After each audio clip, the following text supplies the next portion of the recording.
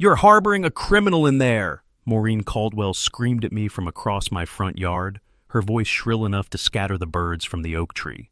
I stood at my kitchen window coffee mug warming my hands, watching her point at my barn like she'd just uncovered some grand conspiracy. 6 people flanked her, all wearing matching vests that read HOA Patrol in bold letters. Clayton Judd already had bolt cutters in his hands moving toward my gate. They had no legal right to be here, let alone cut my lock. Drop a comment below and tell me where you're watching from, because what happened next changed everything. The metal screech of the bolt cutters biting into my padlock echoed across the property. Dust caught the early morning sunlight, turning the air around my barn into something almost golden. I didn't move, didn't shout, just watched as Clayton worked the handles back and forth, his face red with effort. The lock that my uncle taught me to install when I was 18 years old gave way with a sharp crack. It hit the ground, sending up a small puff of red dirt. Maureen stepped forward immediately, clipboard clutched to her chest like a shield. She turned to the small crowd of neighbors gathering along the road, her voice carrying with practiced authority. "As president of the Riverbend Community HOA, I'm exercising our right to inspect this property for code violations and safety hazards." I set my coffee down and picked up my phone. No sudden movements, no shouting. That's what my lawyer had told me. Document everything, stay calm, and let them make their mistakes. I pulled up her number and pressed call. "They just cut the lock," I said when she answered. "I've got it on camera, trespassing and destruction of property." Her response was immediate and clear. "Don't engage, call 911. I'll start drafting the complaint." I thanked her and ended the call, already dialing the emergency number. Through the window, I watched Maureen's group disappear into the barn, their silhouettes swallowed by the darker interior. This wasn't the first time. It was the third incident in a month, and each one had been worse than the last. 2 weeks ago, Maureen had sent her first courtesy notice, a pristine white envelope with the HOA logo embossed in gold. The letter inside informed me that my barn violated aesthetic guidelines and required immediate inspection. I'd responded politely, clearly, with copies of my property deed and a letter from my lawyer. My land had been purchased in 1983, years before the HOA existed. I wasn't a member. I had no obligation to comply. Maureen's response had been swift and public. Within hours, she'd sent an email blast to every household in Riverbend Community, 200 families in total. The subject line read, "Property owner refuses cooperation, threatens community values." The email painted me as selfish, stubborn, and dangerous to their property values. I'd saved every document, every email, every text message from neighbors asking if I was really planning to turn my barn into some kind of junkyard. I'd scanned the courtesy notice, photographed the lock she'd tried to have removed the first time, and installed 8 security cameras covering every angle of the barn and gate. The footage uploaded automatically to cloud storage. Nothing would disappear. Nothing could be erased. My lawyer had reviewed everything and assured me I was on solid legal ground. Maureen had no authority here, none. But authority and power aren't always the same thing, and Maureen Caldwell had spent 10 years building the ladder. 5 days ago, something had changed. I'd been working in the barn organizing my tools when I heard movement from the back corner. I grabbed a sandwich from the house and walked back inside, calling out softly, "You need to rest. Stay here as long as you need. It's quiet. It's safe." A voice had answered from the shadows, low and grateful. "Thanks, buddy. I won't forget this." I hadn't turned on the light, hadn't needed to. The voice was familiar, comforting even. I'd simply nodded and left the sandwich on the workbench before heading back to the house. Nobody needed to know he was there, not yet. Now standing in my kitchen with the phone pressed to my ear, I listened to the 911 operator confirm my address. 247 Oak Ridge Road, I said. 6 people just cut my lock and entered my barn without permission. I don't know what they're planning, but I feel threatened. The operator's voice stayed calm and professional. "Are they armed?" I glanced out the window. Clayton had something on his belt. Could have been a phone, could have been a taser. "I can't tell from here," I said honestly. "But they're trespassing on private property after destroying my lock. I didn't give them permission." She assured me that officers were on their way and advised me to stay inside. I agreed and ended the call. The barn had always been special. My uncle had built it himself in the early 80s, back when this area was still farmland, and the nearest subdivision was 5 miles away. He taught me woodworking in that barn, showed me how to measure twice and cut once, and how to read the grain of oak and maple and cherry. When he passed, he left me the land and everything on it. I'd moved back here after my back injury, ended my career as a ship carpenter. 15 acres of quiet, a barn full of tools and enough space to breathe. I restored antique furniture, now carved wooden sculptures when the mood struck. It wasn't much, but it was mine. Every beam, every nail, every inch of property legally and completely mine. That lock was more than metal. It marked where my uncle's lessons ended, and my responsibility began.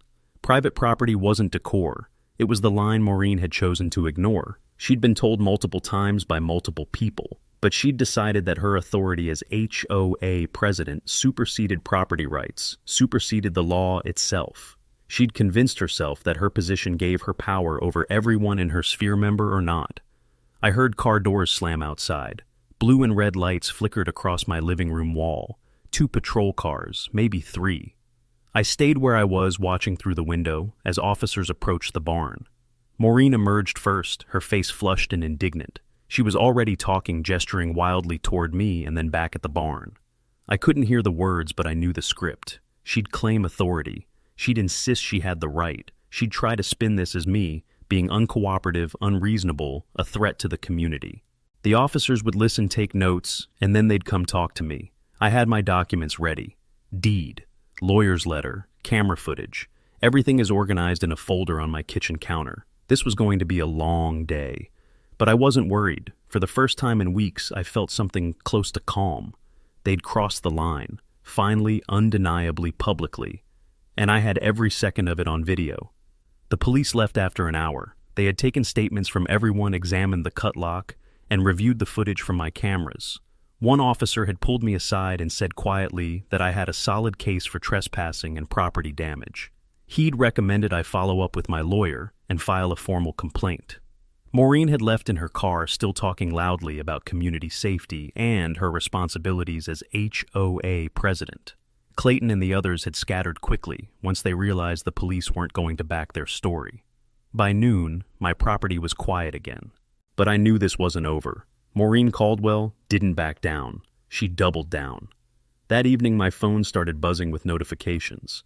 Someone had tagged me in a post on the neighborhood social media group. I opened the app and found a message from Maureen posted just 20 minutes earlier. The post had already accumulated 37 comments. Emergency HOA meeting tonight, the header read. All residents are encouraged to attend. We need to discuss a serious threat to our community values and property values. The meeting was scheduled for 7 o'clock at the clubhouse. I wasn't invited, but I knew exactly what the topic would be. Me, my barn, my refusal to cooperate. I took a screenshot and forwarded it to my lawyer. Her response came back within minutes. Let her talk. Document everything. Don't attend. It'll only make things worse. At 7:15, I got a text from a neighbor I barely knew. She's showing pictures of your barn. Says it's dropping everyone's home values by 12%. Do you know anything about this? I thanked him for the heads up and asked if he knew where she got that number. He replied quickly, no idea. She just put it on a slide. No source or anything. I sat back in my chair and let that sink in. 12%. A specific number designed to sound authoritative, scientific even, but completely fabricated. I pulled up the recent appraisal I had done on my property just 6 months ago. The appraiser had noted that the barn, described as a vintage agricultural structure in good condition, actually added value to the area. Properties with character and history tended to appreciate faster than cookie-cutter developments. I saved the report to my growing file of documentation. By 8 o'clock, I'd received 4 more texts from different neighbors. The meeting had turned into a full presentation. Maureen had prepared a slideshow titled The Briggs Problem. One slide showed my barn from the worst possible angle shot during a particularly gloomy afternoon. Another claimed health and safety concerns, suggesting I was storing hazardous chemicals or scrap metal. None of it was true. My barn contained woodworking tools, a few pieces of furniture I was restoring, and some personal belongings. No chemicals, no scrap, nothing hazardous. But facts didn't matter when fear was more persuasive. One neighbor, a woman named Iris Holloway, sent me a longer message. I asked Maureen for proof. She got really defensive and said we just need to trust her. Some people are buying it, others aren't. Just thought you should know. 3 days later, I received a letter in the mail. The envelope was expensive cream-colored, with embossed lettering. HOA Law Firm Partners was printed in the top left corner. I opened it carefully, already suspicious. The letter inside was formatted like a legal document, complete with case numbers and statute references. It demanded that I comply with HOA aesthetic guidelines within 72 hours or face litigation. It threatened fines of $500 per day for continued violations. It mentioned the possibility of a court injunction forcing me to modify or remove the barn entirely. The language was aggressive and official sounding. It was also completely fake.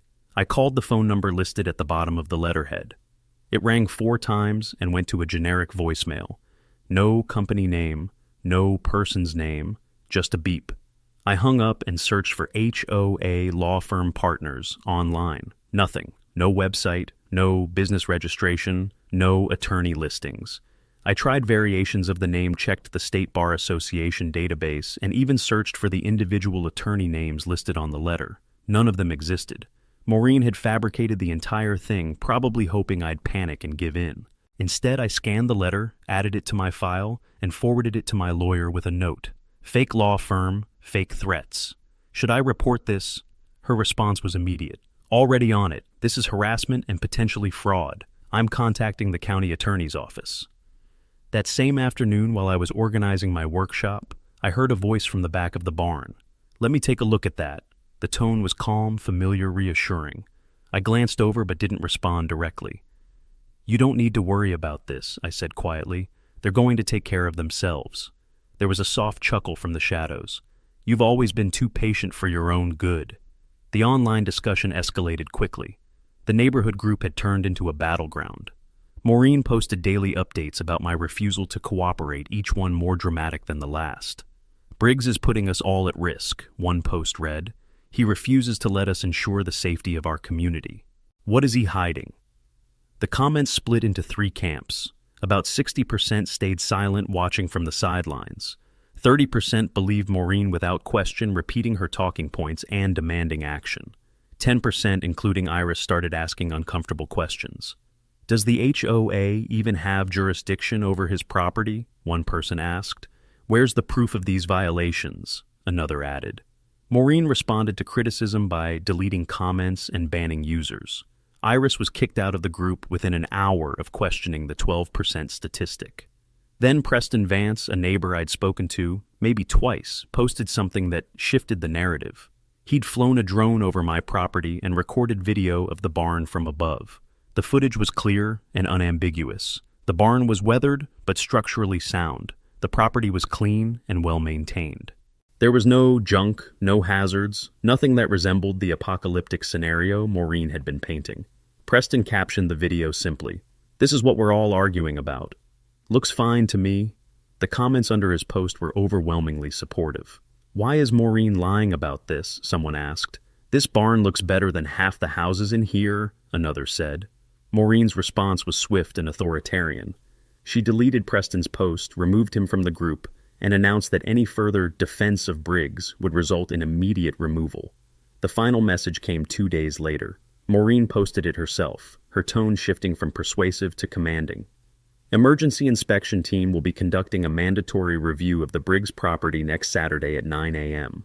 All residents are welcome to observe. We will document violations and take appropriate action to protect our community. I read it twice, then set my phone down. Saturday, 9 in the morning. Public and deliberate. She was staging this like a performance, inviting an audience to watch her assert dominance. I walked out to the porch and looked at the barn. The evening light made the old wood glow warm and golden. I thought about my uncle, about the hours we'd spent together in that space. He'd taught me that integrity wasn't about being loud. It was about standing firm when everyone else was shouting. I pulled out my phone and sent a single text to my lawyer. "She's coming back Saturday. I'm ready." Her reply came seconds later. "Good. Let her come." Thursday evening, the barn was quiet except for the sound of sandpaper against wood. I was smoothing the surface of an oak table I'd been restoring for weeks, working by the light of 2 overhead lamps. The smell of sawdust and linseed oil filled the air, familiar and comforting. Behind me, near the back corner, where I'd set up a small sleeping area, I heard the rustle of fabric and the creak of a folding chair. I didn't turn around. Are you sure you want to be involved in this? I asked, keeping my eyes on the wood grain. You're supposed to be resting. The voice that answered was deep and steady, carrying the kind of authority that came naturally after years of wearing a badge. I'm always involved when I see a crime being committed. Badge or no badge. I set down the sandpaper and finally turned to face him. My friend sat with his back against the barn wall, one leg stretched out carefully in front of him.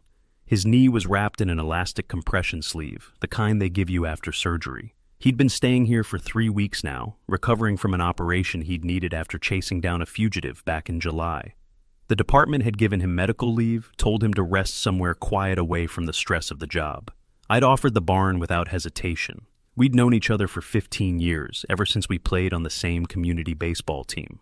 When he needed a place to heal, there was no question. They're going to call it a conflict of interest, I said. They'll say you're protecting me because we're friends. He shifted in his chair, wincing slightly as his knee adjusted. I'm here as a private citizen, a witness. If someone breaks into a property while I'm present, I have every right to call for backup, every right to report what I see. He reached over to the small table beside him and picked up a folder, the same legal documents my lawyer had prepared. He'd been reading through everything, reviewing the case like he was already building it in his mind. You've been patient, he said, maybe too patient, but that's going to work in your favor. She's escalating, and when she crosses the line on Saturday, we'll be ready. I nodded slowly, feeling the weight of what was coming settle over both of us. You really think she'll go through with it? He smiled, but there was no humor in it. People like her always do. They have convinced themselves they're right. That's what makes them dangerous. We'd met back in 2010 at a charity baseball game. I'd just moved back to the area after my injury forced me out of ship carpentry. He was a deputy, then young and ambitious, with a fastball that could still make you respect it. We'd stayed in touch over the years, grabbing beers occasionally, talking about life and work, and the strange ways people justified their behavior. When he became sheriff 3 years ago, I'd been one of the first people he called. You always said I'd end up running the place, he'd joked. Guess you were right. Now here he was hiding out in my barn, because his shoulder and knee needed time to heal, caught in the middle of a situation neither of us had anticipated. But he wasn't backing down. That wasn't who he was. The next morning, we set up a video call with my lawyer. She appeared on my laptop screen, her office visible behind her bookshelves lined with legal texts. She greeted both of us by name and got straight to business. Let me lay out what we're dealing with, she said, pulling up a document on her side of the screen. Maureen has committed criminal trespass by entering your property without permission. She's committed criminal mischief by destroying your lock. She's engaged in harassment through repeated unwanted contact, and that fake legal letter constitutes fraud and possibly impersonation of an attorney. Any one of those is prosecutable. Together, they build a very strong case. My friend leaned forward, his voice calm but firm. I won't intervene early. We need her to commit to the act. If I step in before she's actually trespassing, she'll claim she changed her mind or was warned off. We need the crime to be undeniable. My lawyer nodded. Exactly, which means you, she looked at me, need to stay calm, document everything. Don't engage physically, don't threaten. When they show up on Saturday, you call 911 immediately. Let the system work. I agreed, though part of me still felt uncomfortable with how calculated this all seemed. My friend must have sensed my hesitation because he spoke up again.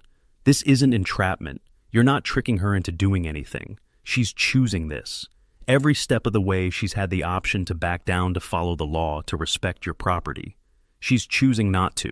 All we're doing is making sure there are consequences. The lawyer added one more detail. If she shows up with any kind of weapon, even something like pepper spray or a taser, the responding officers may escalate their response. It's standard protocol. My friend's expression didn't change, but I saw something flicker in his eyes.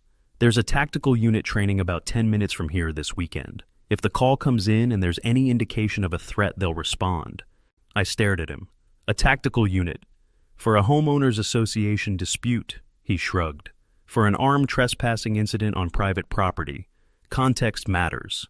That afternoon, I met someone at a coffee shop 15 minutes outside the neighborhood. She was a financial analyst, mid-40s, with the kind of quiet competence that made you trust her immediately. She'd been a member of the HOA for 6 years and had recently started reviewing the community's financial records. What she found had shocked her. I've been going through the books for 2 months, she said, keeping her voice low, even though the shop was nearly empty. Maureen has been embezzling $78,000 over the past 2 years. She slid a USB drive across the table. It's all here. Fake receipts for landscaping services that never happened. Security upgrades that were never installed. She's been paying herself a salary that was never approved by the board. She even bought a car with HOA funds and claimed it was a patrol vehicle. I picked up the drive, carefully feeling its weight. Why are you telling me this? She looked tired, like she'd been carrying this secret for too long. Because I'm scared.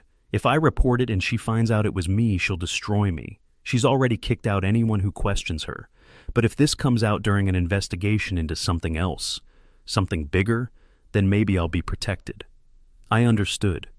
She wasn't being cowardly. She was being smart. When the time comes, I said, you'll know. Hold on to your evidence. Make copies. Keep them somewhere safe. She nodded and stood to leave, pausing at the door. I hope you know what you're doing. She's not going to go down quietly. I watched her walk to her car and drive away. Then I slipped the USB drive into my pocket and headed home. That evening I stood on my porch and looked out at the barn. The sun was setting, painting the sky in shades of orange and red. My cameras blinked their small green lights, recording everything uploading to the cloud in real time. Inside the barn, my friend was resting, reading through legal precedents and preparing for what was coming. In 2 days, Maureen would arrive with her makeshift patrol team. She'd cut my lock again. She'd trespass again. And this time, the whole community would be watching. I pulled out my phone and sent a text to the neighbor, who'd been filming everything with his drone. Can you be here Saturday morning? I need someone documenting this who isn't involved. His reply came within seconds. I'll be there, with my best camera. I put the phone away and looked at the barn one more time. The shadows were lengthening, swallowing the structure in darkness. But I wasn't afraid. For the first time in weeks, I felt something close to certainty. They were coming. And when they did, the whole world would see exactly who they were. Friday night, Maureen's house glowed with light. I didn't see this myself, but one of the neighbors who'd been quietly feeding me information sent a text at 9:30. She's got a meeting going on. Saw at least 6 cars in her driveway. Looks serious. I thanked him and set my phone down. The raid was being planned like a military operation, complete with strategy sessions and assigned roles. Part of me found it absurd. The other part understood that this was how people like Maureen operated. They took their authority seriously, even when that authority was completely imaginary. According to the text I received later that night, from someone who had been inside the meeting, Maureen had prepared packets for everyone.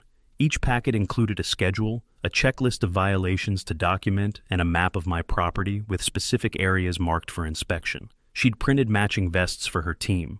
The meeting had been thorough and detailed. 9 o'clock arrival time, timed for maximum visibility. Tools assigned to specific people, including bolt cutters for the lock cameras for documentation and clipboards for notes. They were going to look official, coordinated, legitimate. One person at the meeting had asked a question that apparently made Maureen furious. What if he fights back? What if he tries to stop us? Her response had been immediate and cold. Then we call the police and tell them he threatened us. We are acting within our authority as representatives of this community. He's the one breaking the rules. Someone else had raised a concern about legality, about whether they actually had the right to enter private property. Maureen had shut that down quickly. I am the law here. I've spent 10 years building this community. One selfish man doesn't get to undo all of that. We have every right to inspect his property for the safety of 200 families. But not everyone left convinced. The man who had been designated as her security captain had stayed behind after the others departed. According to my source, he'd expressed doubts. Maureen, I'm not sure this is right. What if he does have legal grounds? She'd apparently turned on him with barely controlled rage. Do you want your $200 a month or not? Then you do what I tell you. I have lawyers. The HOA will cover any costs. He nodded reluctantly and left looking deeply uncomfortable. That hesitation would matter. When everything fell apart, he'd be the first one to distance himself from her. Saturday morning arrived with clear skies and temperatures already climbing into the 70s by 6 o'clock. I woke early, made coffee, and went through my preparation checklist. Cameras, all 8 of them, were online and recording. Cloud backup was active. My phone was fully charged with my lawyer's number on the speed dial. I walked out to the barn and checked the gate. The lock I'd installed was deliberately cheap, something easy to cut. I wanted clear evidence of destruction. Inside the barn, my friend was already awake, sitting at the workbench with his radio. He was dressed in civilian clothes, but his badge sat on the table beside him. "Are you ready for this?" he asked. I nodded. He picked up his phone and made a call, brief and professional. "This is Sheriff Thatcher. If there's a 911 call from 247 Oak Ridge Road today, I'm requesting a tactical response. I'm present at the location as a civilian witness, and there's potential for an armed confrontation." He listened for a moment, then confirmed details and ended the call. "They're 10 minutes out, standing by for the call." I looked at the lock uneasy. He only said, "You've warned them enough. Whatever happens next is on them. You've told them no. Your lawyers told them no. The police told them no last time. They're coming anyway. That's not entrapment. That's documentation." He was right, but it still felt strange. I'd never been the kind of person who planned confrontations, but this situation had gone beyond quiet resolution. Maureen had made it public, dramatic, a spectacle designed to humiliate me into submission. The only way to end it was to let her overreach so badly that the consequences became unavoidable. At 7:30, I called my lawyer one more time. "We're really doing this." Her voice was calm and certain. "You're not doing anything except protecting your property. She's the one choosing to commit crimes. When she arrives, you call 911 immediately. You tell them people are cutting your lock and trespassing. You tell them you feel threatened. Don't go outside. Don't engage. Let the system work." I thanked her and ended the call. At 8:15, I received a text from the neighbor with the drone. "I'm in position, cameras ready, I'll be recording everything." I sent back a simple thanks. Through the kitchen window, I could see the road in front of my property. A few people were already gathering, neighbors who'd seen the announcement online and came to watch. The crowd would matter. Witnesses mattered. When justice came, it needed to be public, undeniable, visible to everyone who had been watching this unfold. At 8:45, I saw the first car pull up to the end of my driveway. Then a second. Then a third. Black SUVs, all of them parked in a neat line. My heart was pounding now, adrenaline mixing with the strange calm that came from knowing I'd prepared for this moment. I walked to the window and watched as doors opened and people stepped out. Maureen emerged from the lead vehicle wearing a blazer and sunglasses, carrying her clipboard like a weapon. 5 others flanked her, all wearing the matching vests. The small crowd of neighbors had grown to maybe 15 or 20 people standing along the road with their phones out. This was a theater, performance, a public demonstration of power. I picked up my phone ready to dial. The morning sun was bright and hot, dust hung in the air, and somewhere behind me in the barn, my friend was waiting, patient, prepared, ready to step into the light at exactly the right moment. I took a deep breath and watched Maureen walk toward my gate. It was time. The SUVs lined up and doors slammed, echoing through the morning air. When Maureen ordered the cut, the captain hesitated, then the lock cracked once, clean and sharp. A hush fell over the crowd, someone whispering, "Is this even allowed?" Maureen ignored them and pushed the gate open, herself striding toward the barn like she owned it. The rest of her team followed, their confidence bolstered by her certainty. The crowd surged forward slightly, trying to get a better view.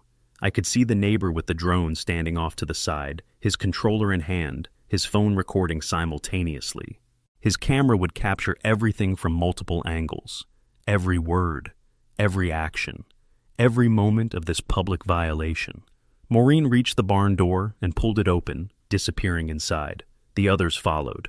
For a moment, the only sound was the murmur of the crowd and the distant hum of traffic. Then, faint but growing louder, I heard sirens. Inside the barn, I knew exactly what they were seeing. Tools organized neatly on the walls. A workbench with a half-finished table sitting on top. The smell of wood and oil and sawdust. And in the back corner, barely visible in the shadows, a sleeping bag, a backpack, and a police radio sitting on a small folding table. I imagined Maureen's flashlight sweeping across that corner, landing on the radio, her mind trying to process what she was seeing. I imagined her voice confused and defensive. Why does he have police equipment? The security captain's response would be uncertain. I don't know. Maybe he bought it surplus. But doubt would be creeping in now. Something wasn't adding up. The sirens were close now, multiple vehicles by the sound of it. I moved to the front door and opened it, stepping out onto the porch, but staying on my property. Maureen emerged from the barn, her face flushed, her clipboard clutched against her chest. She saw me and pointed. You can't stop us. We have every right to inspect this property." I didn't respond. I just stood there, phone still in my hand, watching as 4 police cars pulled up, lights flashing. Then a 5th vehicle, a black tactical van, rolled to a stop behind them. 8 officers stepped out, 4 of them, in full tactical gear vests and helmets clearly visible. The crowd went completely silent. Maureen froze. The security captain dropped the bolt cutters, the metal clanging against the gravel. One of the volunteers took a step back toward the road. The lead officer approached, his hand resting casually on his belt. "Ma'am, we received a report of trespassing and property damage. Can you explain what you're doing here?" Maureen's voice came out higher than before, strained. "We're conducting an HOA inspection. This property is in violation of community standards."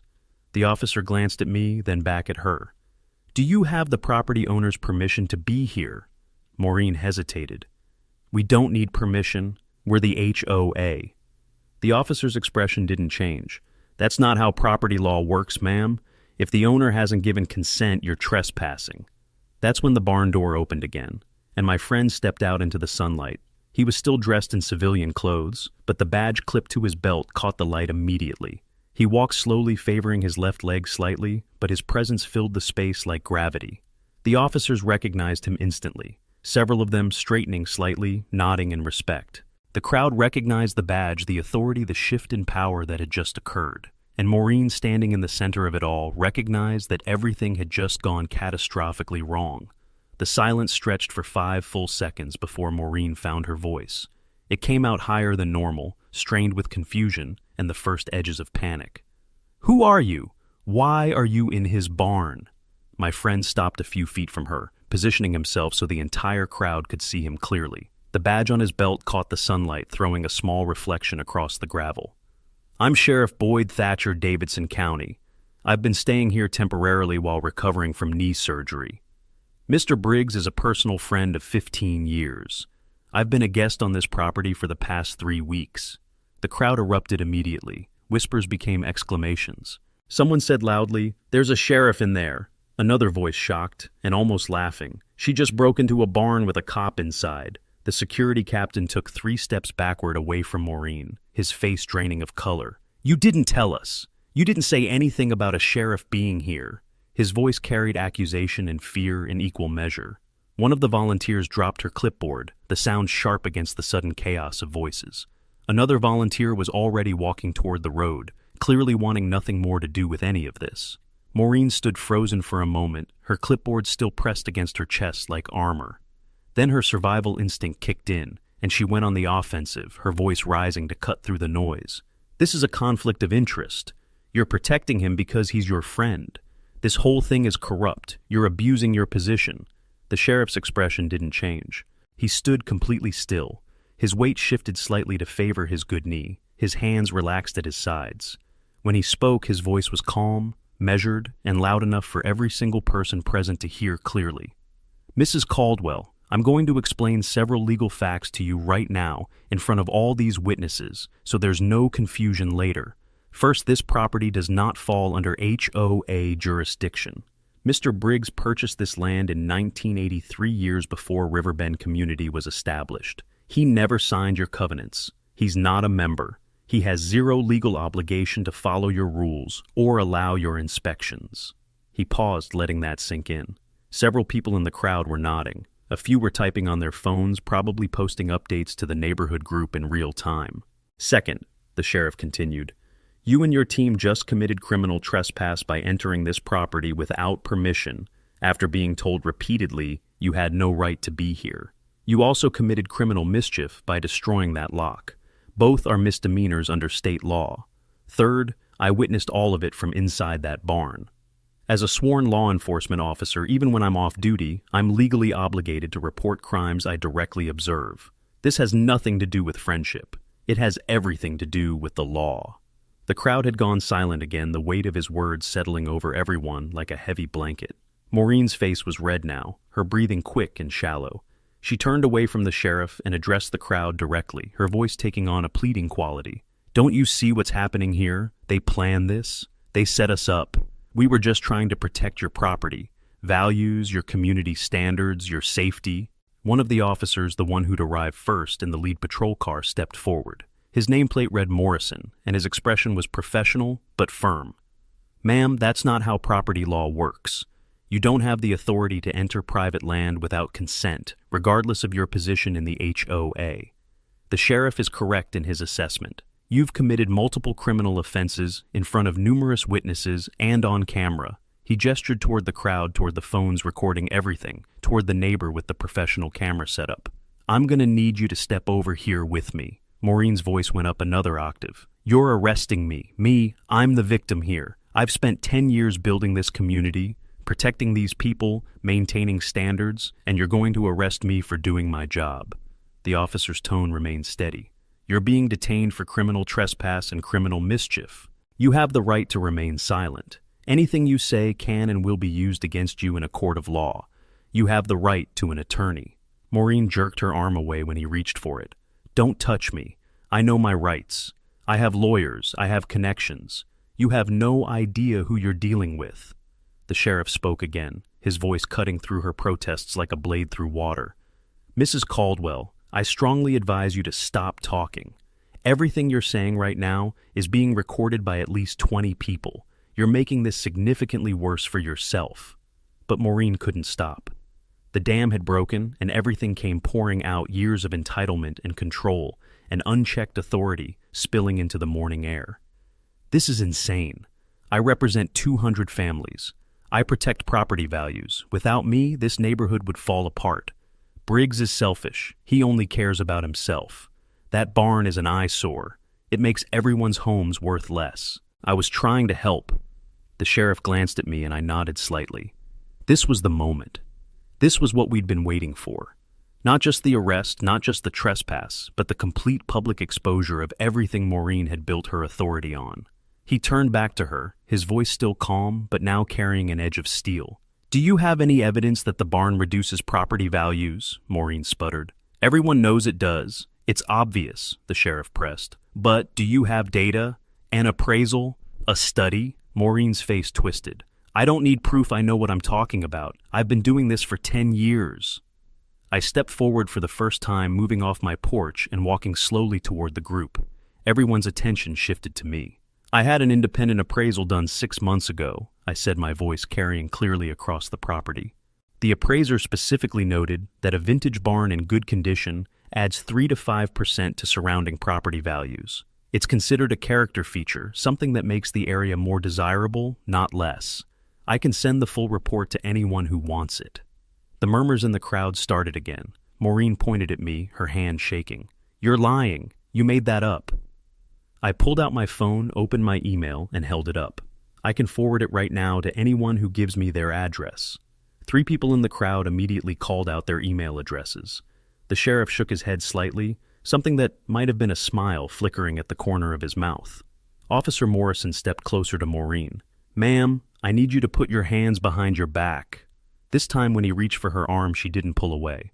The fight had gone out of her, replaced by something that looked like shock. The handcuffs clicked into place, the sound impossibly loud in the sudden quiet.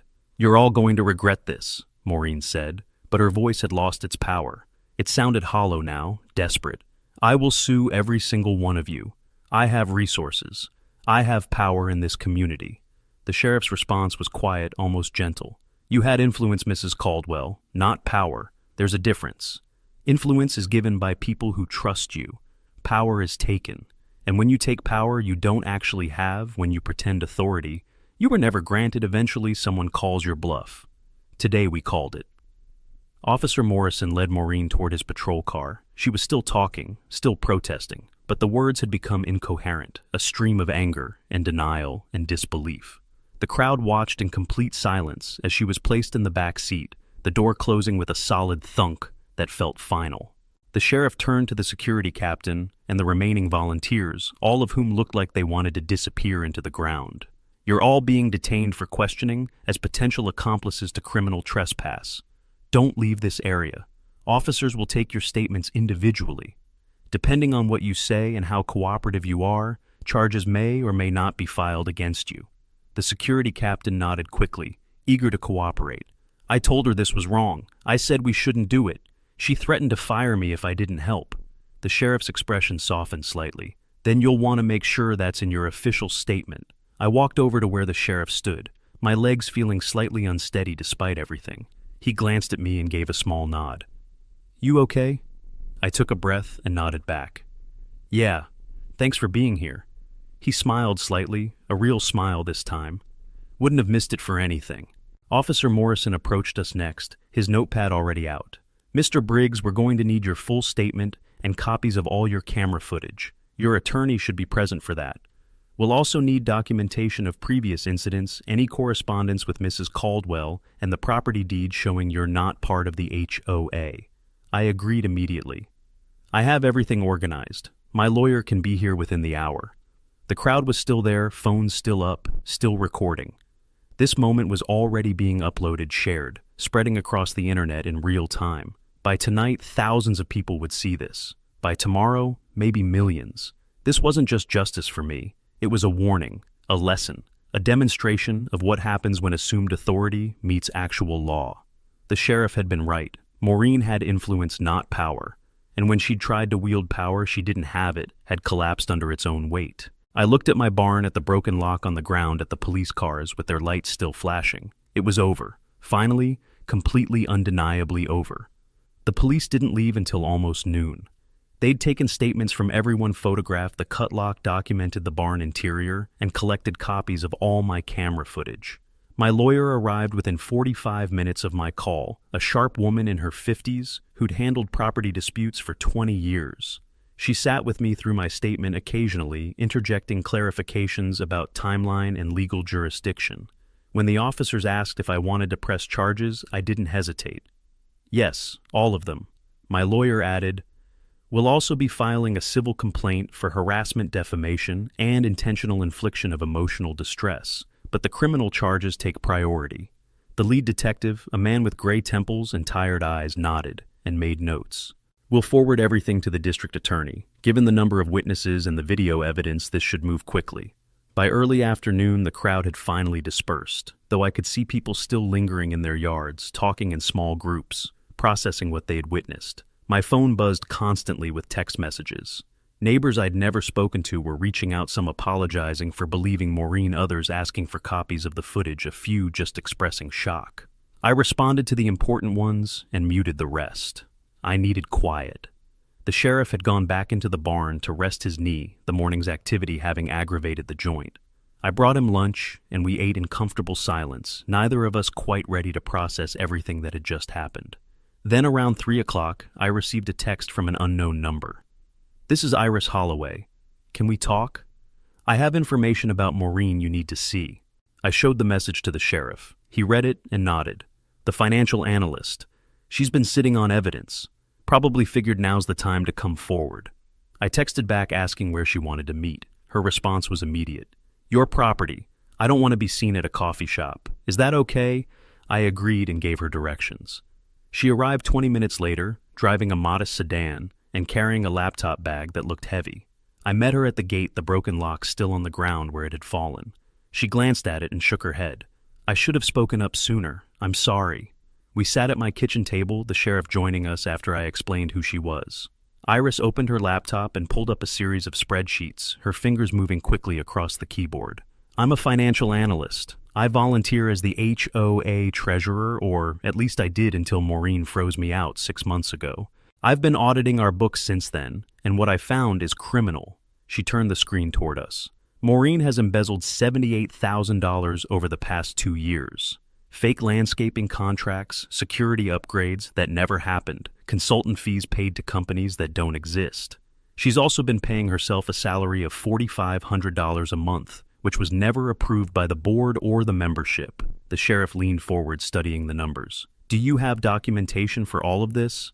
Iris nodded and pulled a USB drive from her bag. "Everything. Bank statements, receipts, emails, board meeting minutes. She's been covering her tracks, but not well enough. She got sloppy about a year ago and started getting bolder." I asked the obvious question. "Why didn't you report this earlier?" Iris looked down at her hands.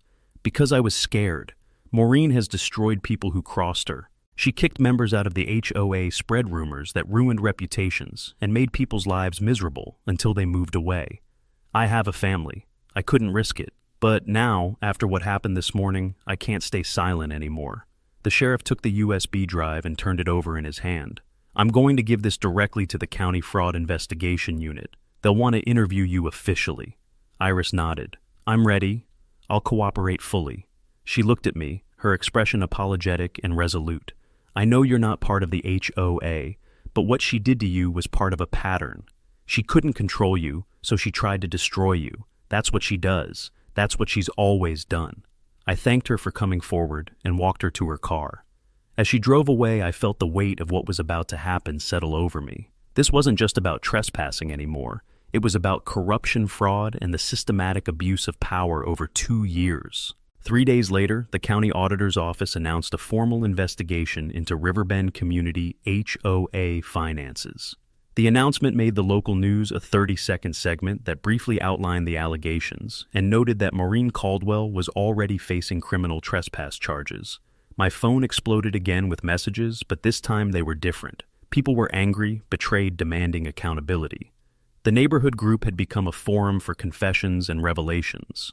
One person posted about how Maureen had threatened to fine them over a mailbox color. Another described being forced to remove a vegetable garden because it violated aesthetic guidelines. A third shared an email chain showing Maureen denying a reasonable accommodation request for disability access. The pattern was undeniable. Maureen hadn't been protecting the community.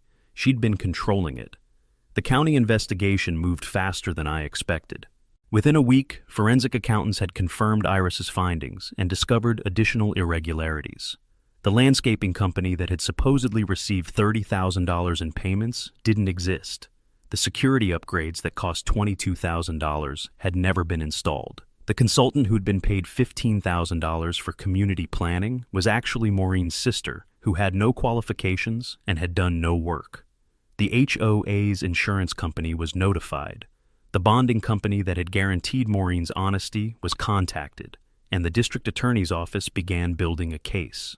2 weeks after the barn incident, I received a call from the DA himself. Mr. Briggs, I wanted to update you personally on where we are with the Caldwell case. We're charging her with felony theft, forgery, fraud, and the original criminal trespass and mischief charges. The theft alone carries a potential sentence of 3 to 5 years, though given her lack of prior record, she'll likely get probation and restitution. But the point is, we have her dead to rights. He paused. I also wanted to ask if you're planning to pursue civil damages. I'd thought about this carefully.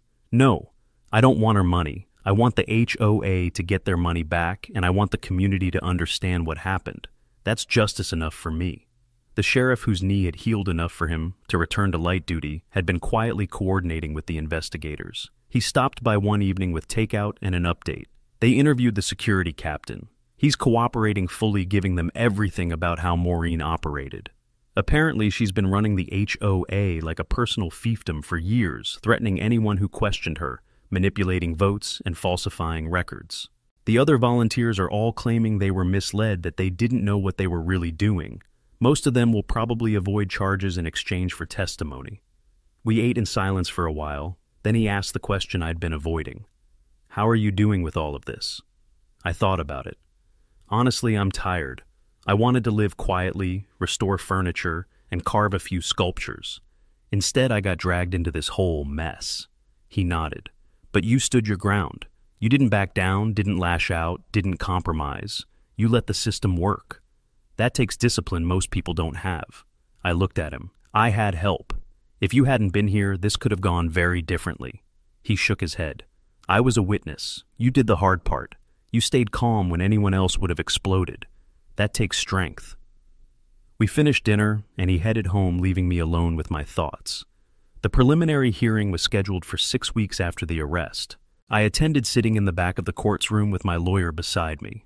Maureen appeared in a gray suit, her lawyer arguing for dismissal based on technical grounds. The judge wasn't having it. Mrs. Caldwell, the evidence against you is overwhelming.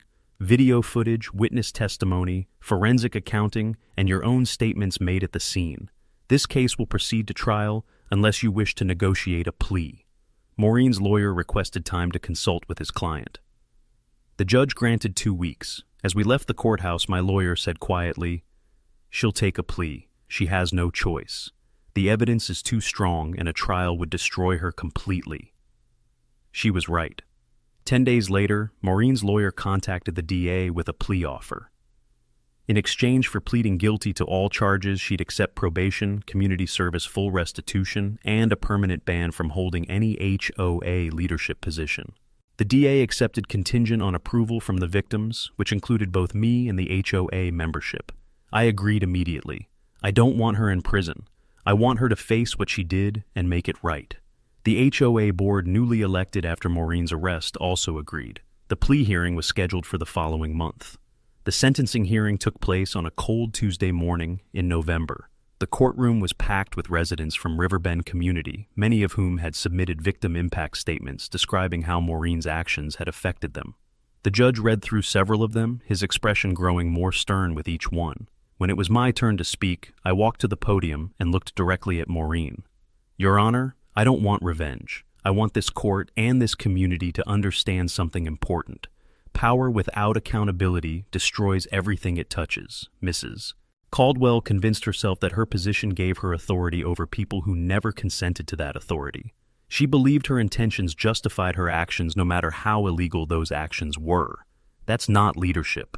That's tyranny on a small scale. This community deserves better." The judge listened carefully, then turned to Maureen. "Mrs. Caldwell, you've pleaded guilty to felony theft, forgery, fraud, and criminal trespass. I'm sentencing you to 3 years supervised probation, 500 hours of community service, and full restitution of $78,000 to the Riverbend Community HOA. You are also permanently barred from serving in any leadership capacity for any homeowners association in this state. Do you understand these terms?" Maureen's voice was barely audible. "Yes, Your Honor." The gavel fell. It was over. Outside the courthouse, I was approached by several residents who wanted to apologize, to explain, to justify why they'd believed Maureen for so long. I listened politely, but kept my responses brief. I wasn't interested in apologies. I was interested in moving forward. That evening, there was an emergency meeting of the HOA. The newly elected board, with Iris as president, presented a complete restructure of the organization's bylaws. Quarterly financial reports would be published publicly. No single officer could approve expenses over $500 without board vote. Independent audits would be conducted annually. And most importantly, the HOA formally acknowledged in writing that my property was not and never had been under their jurisdiction. Iris approached me after the meeting. "We'd like to formally apologize and compensate you for your legal fees. $12,000. It's not much, but it's something." I accepted, not because I needed the money, but because it represented accountability. The community was taking responsibility for what had happened under their watch. That mattered more than any dollar amount. Over the next several weeks, life slowly returned to normal. The news coverage faded. The neighborhood group stopped being a war zone and went back to discussing trash pickup schedules and lost pets. My phone stopped buzzing every 5 minutes. The sheriff lingered a while, leaning against the doorway, his silhouette framed by the fading light. The smell of sawdust hung thick in the air, settling on his boots, his badge, everything. "Funny thing," he said after a moment. "The new HOA board voted to rename the clubhouse, called it Integrity Hall." I smiled at that, a quiet kind of satisfaction. "Guess the word finally means something around here." He nodded. "Folks remember what happened. They don't talk about her much, but they sure remember you standing your ground." I set the chisel down and looked out the open doors. The field beyond the barn glowed gold, the same color it had when I was a kid, helping my uncle sand down old boards. The world has gone full circle, like it always does when you outlast the noise. "It's strange," I said. "All that chaos, all that shouting, and it ended with silence. Feels better than victory." The sheriff pushed off the frame and tipped his hat. Sometimes silence is justice done right. When he drove away, the dust rose behind his truck, catching the last of the sunset. I watched until it faded, then turned back to the carving, my uncle's initials small and steady etched into the wood. Boundaries, lessons, peace earned the hard way. He nodded, and we walked outside together. The sun was setting, painting the barn in warm golden light. I'd replaced the lock with a new one, solid and strong, with fresh lettering on the sign. "Boundaries are respect." The sheriff read it and smiled. "That's exactly right." And he left a few minutes later, and I stood alone on my property, looking at the barn my uncle had built 40 years ago. As the last light slipped behind the trees, I walked the length of the fence line, running my hand along the cool metal. Every post, every stretch of wire had its own story storms. It had stood through winters it had outlasted. The barn creaked behind me, an old heartbeat that refused to fade. Somewhere in the distance a dog barked, then the quiet folded back over the land like a blanket. I thought about the neighbors, the ones who had watched it all unfold. Some had apologized, some had vanished behind polite smiles, but a few had started waving when they passed my gate. Small gestures that meant something real. Respect once lost takes time to return, but it always starts that way, quietly. The sign caught the last flare of sunlight, the letters glowing for an instant before dusk took them. Boundaries are respect. Maybe someday someone else would stand here, look at that same sign, and understand what it costs to keep it true. I hope they'd protect their own lines the same way, firmly, without hate and without fear. The wind shifted, carrying the smell of wood and earth. I took one last look at the barn and went inside.